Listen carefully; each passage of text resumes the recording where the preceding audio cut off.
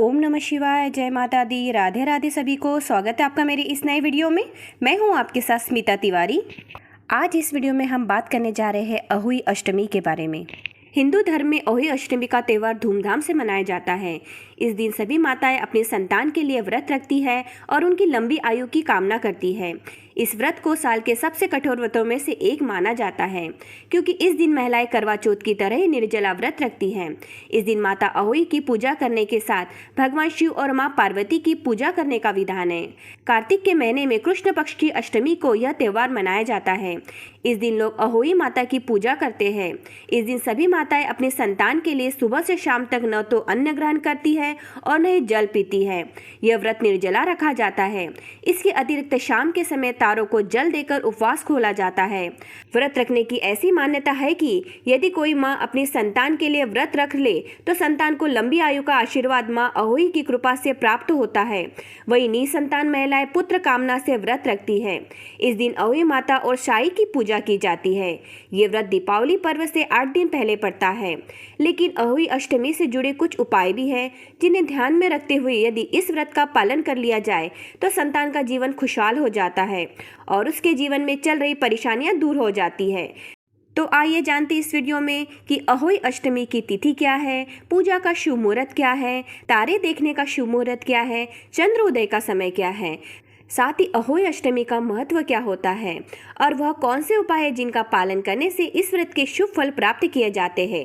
साथ ही इस दिन व्रती महिलाओं को भूल से भी ऐसे कौन से कार्य जो नहीं करने चाहिए, यह सारी जानकारी इस वीडियो में जानेंगे। तो वीडियो को लास्ट तक जरूर देखिएगा, वीडियो को स्किप करके बिल्कुल भी मत देखिएगा। और जो भी हमारे चैनल पर नए हैं, पहली बार आए तो चैनल को सब्सक्राइब कर लीजिए और वीडियो को लाइक भी कर लीजिए और कमेंट्स बॉक्स में ओम नमः शिवाय जरूर लिख दीजिए। तो चलिए वीडियो की शुरुआत करते हैं। तो चलिए सबसे पहले अहोई अष्टमी का शुभ मुहूर्त और बाकी की जानकारी जान लेते हैं।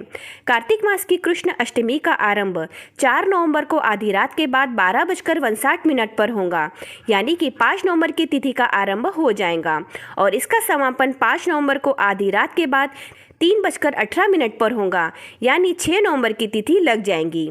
इस तरह उदया तिथि के अनुसार महिलाओं को अहोई अष्टमी का व्रत 5 नवंबर को रखना होगा। पूजा का शुभ मुहूर्त शाम को 5:33 से 6:52 तक रहेगा।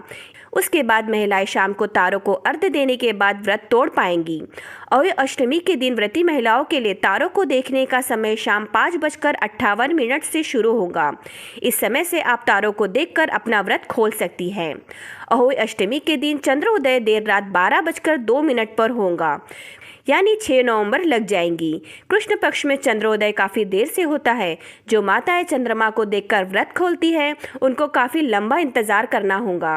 अहोई अष्टमी के दिन रवि पुष्प योग और स्वार्थ सिद्धि योग का संयोग बन रहा है, जो इस दिन को और खास और शुभ बनाता है। अहोई अष्टमी के दिन संतान सुख, लंबी उम्र और अच्छे स्वास्थ्य के लिए व्रत रखा जाता है और रात को तारों को देखने के बाद व्रत तोड़ा जाता है। कुछ महिलाएं चंद्रमा के दर्शन करने के बाद व्रत को तोड़ती है, लेकिन यह कठिन होता है क्योंकि अहोई अष्टमी के दिन रात में चंद्रोदय देर से होता है। तो यही था अहोई अष्टमी की तिथि और शुभ मुहूर्त। चलिए अहोई अष्टमी का महत्व क्या होता है वह जान लेते हैं। अहोई अष्टमी हिंदू समुदाय विशेषकर माताओं के लिए गहरा सांस्कृतिक और धार्मिक महत्व रखती है। अहोई अष्टमी का व्रत माताएं अपने बच्चों की भलाई और लंबी उम्र के लिए देवी अहोई माता का आशीर्वाद और सुरक्षा पाने के लिए करती है। ऐसा माना जाता है कि देवी बच्चों के स्वास्थ्य, सुखी और समृद्धि की रक्षा करती है, उनकी वृद्धि और विकास सुनिश्चित करती है।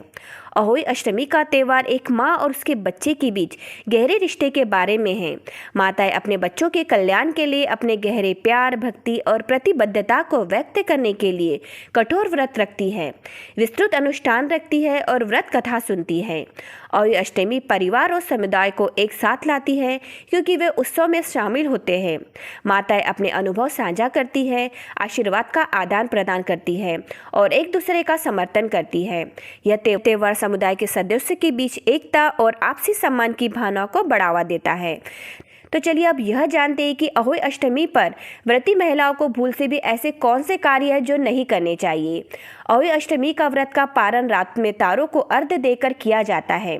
ऐसे में तारों को अर्घ्य देने के लिए तांबे के लोटे से भूलकर भी अर्घ्य न दें। अर्घ्य देने के लिए स्टील या फिर चांदी के लोटे का प्रयोग करें। अहोई अष्टमी के दिन व्रती महिलाओं को सोना नहीं चाहिए और रात के समय भी जागकर भजन कीर्तन करना चाहिए। अहोई अष्टमी के दिन व्रती महिलाओं को सुई, चाकू और अन्य नुकीली चीज़ों का प्रयोग करने से बचना चाहिए।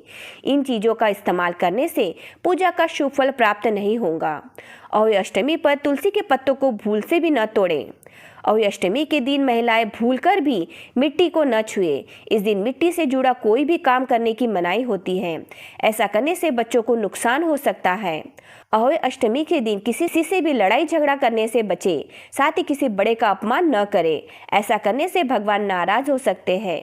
तो यही वो कार्य जो हमें अहोई अष्टमी के दिन भूल से भी नहीं करने चाहिए। तो चलिए अब यह जानते हैं कि ऐसे कौन से उपाय हैं जो हमें अहोई अष्टमी के दिन करने चाहिए। तो चलिए अब पहला उपाय जानते हैं। अगर आप अपने संतान का करियर अच्छा बनाना चाहते हैं तो अहोई माता की पूजा करने के दौरान देवी माँ को लाल फूल अर्पित करें, साथ ही खीर का भोग लगाएं और अपने बच्चों के अच्छे करियर के लिए अहोई माता से प्रार्थना करें। भोग लगाने के बाद अहोई अष्टमी के दिन दूध चावल से बनी खीर को प्रसाद के रूप में अपने बच्चे को खिलाएं और देवी माँ को चढ़ाया हुआ फूल अपने बच्चे के हाथ में दे और उसे पूरा दिन रखने के लिए कहें। ऐसा करने से आपकी संतान का करियर अच्छा बनेगा। तो चलिए दूसरा उपाय जानते हैं। अगर आपकी संतान के वैवाहिक जीवन में किसी प्रकार की समस्या चल रही है तो अहोई अष्टमी के दिन अहोई माता को गुड़ का भोग लगाए और अपनी संतान को गले में चांदी की चैन पहनने के लिए कहें। ऐसा करने से आपकी संतान के वैवाहिक जीवन में चल रही समस्या खत्म हो जाएंगी। तो चलिए तीसरा उपाय जानते हैं। अगर आपका बच्चा गलत संगत में पड़ गया है तो उसे इन सबसे छुटकारा दिलाने के लिए अहोई अष्टमी के दिन स्नान आदि के बाद अहोई माता की पूजा करने के लिए कहें और सूर्य देव को जल चढ़ाने के लिए कहें। साथ ही संभव हो तो तांबे का सिक्का जल में प्रवाहित करने को कहें। ऐसा करने से आपका बच्चा धीरे धीरे करके गलत संगत से दूर हो जाएगा। तो चलिए अब चौथा उपाय जानते हैं। अगर आप अपने संतान के पारिवारिक जीवन में खुशियां बनाए रखना चाहते हैं तो अहोई माता की पूजा के समय एक कटोरी में चावल भरकर रखें और उन चावलों के ऊपर 1 रुपए का सिक्का रखें। फिर अहोई माता की विधि पूर्वक पूजा करें और पूजा के बाद उन चावलों में रखे सिक्के को अपने संतान को दे और चावल को किसी मंदिर में दे दे। ऐसा करने से आपकी संतान के पारिवारिक जीवन में खुशियां बनी रहेंगी। तो चलिए आप पांचवा उपाय जानते हैं। अगर आप अपनी संतान की अच्छी सेहत सुनिश्चित करना चाहते हैं तो अहोई अष्टमी की पूजा के समय 5 साबुत हल्दी की गांठ लेकर देवी माँ के सामने रखें और पूजा के बाद देवी माँ को प्रणाम करके उन हल्दी की गांठ को उठा ले और किसी मंदिर में दान कर दे। ऐसा करने से आपकी संतान की अच्छी सेहत सुनिश्चित होगी। तो चलिए छठा उपाय जानते हैं। अगर आप अपनी संतान की अच्छी सेहत के साथ ही उसकी लंबी आयु भी सुनिश्चित करना चाहते हैं तो अहोई माता की पूजा के समय अपने बच्चे को भी अपने साथ में बिठाएं और उसे देवी माँ का आशीर्वाद दिलाएं। अगर आपका बच्चा पास न हो, यानी वो अपने स्कूल, कॉलेज या ऑफिस गया हो या फिर किसी और काम से बाहर गया हो तो उसका कोई कपड़ा साथ में रखकर अहोई माता की पूजा करे और देवी माँ के सामने जल रहे दीपक की लौ पर हाथ फेरकर अपने बच्चे के कपड़े पर लगाए। ऐसा करने से आपकी संतान को अच्छी सेहत के साथ ही लंबी आयु का आशीर्वाद प्राप्त होगा। तो इस तरीके से आप अहोई अष्टमी के दिन अपने बच्चे के अच्छे स्वास्थ्य और उसके भाग्यशाली जीवन के लिए यह उपाय कर सकते हैं। तो इस तरीके से इस वीडियो में हमने आपको अहोई अष्टमी की संपूर्ण जानकारी दे दी है जो आपके बहुत काम आएंगी। तो आज का वीडियो यही समाप्त होता है। तो जो भी हमारे चैनल पर नए हैं, पहली बार आया तो हमारे चैनल को सब्सक्राइब कर लीजिए और हमारे वीडियो को लाइक भी कर लीजिए और अपने परिजनों में इस वीडियो को शेयर करना बिल्कुल भी मत भूलिए। हमारे चैनल पे ऐसी वीडियो आती है। तो मिलते हैं अगले ऐसी किसी और वीडियो में। ओम नमः शिवाय।